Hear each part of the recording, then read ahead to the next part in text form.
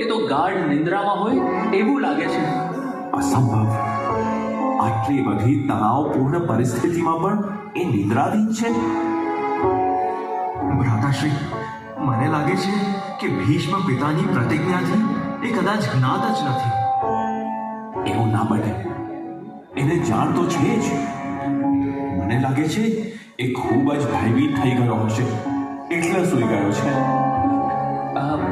આપણે એમને જઈને પૂછી લઈએ.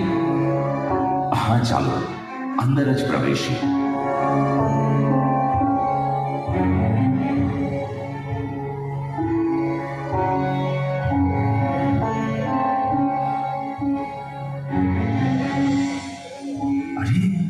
ભગવાન આપ અને ભ્રાતાશ્રી યુધિષ્ઠિર, ભ્રાતાશ્રી ભીમ, નકુલ, સહદેવ, તમે બધા અહીં?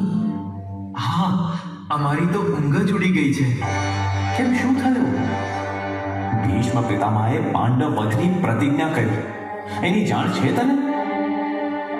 હા, છે જ ને.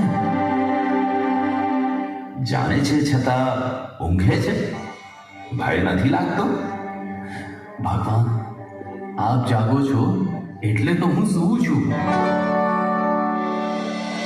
ભ્રાતાશ્રી યુધિષ્ઠિર, ભ્રાતાશ્રી ભીમ, નકુલ, સહદેવ, આપણને વળી ડર શાનો, ભય શાનો?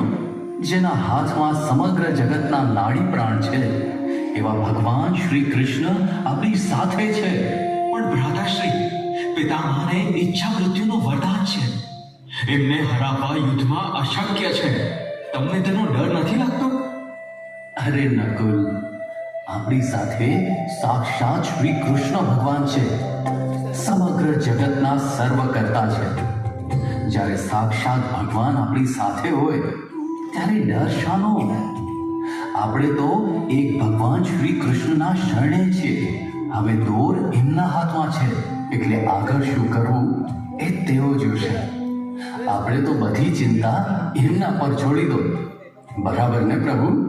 હા, જે મારા શરણે છે એને કોઈ ભય રાખવાની જરૂર નથી, કારણ કે હું સ્વયં એમની રક્ષા કરું છું. અને એમને જે દુઃખ કે મુશ્કેલીઓ આવે છે એ મારી મરજીથી જ આવે છે, અને એમાંથી એમને બહાર પણ હું જ કાઢું છું. માટે મારા શરણે હોવાથી ભયભીત થવાની જરૂર નથી. નિશંક થઈ જાઓ. કાલે જરૂર વિજય થશે.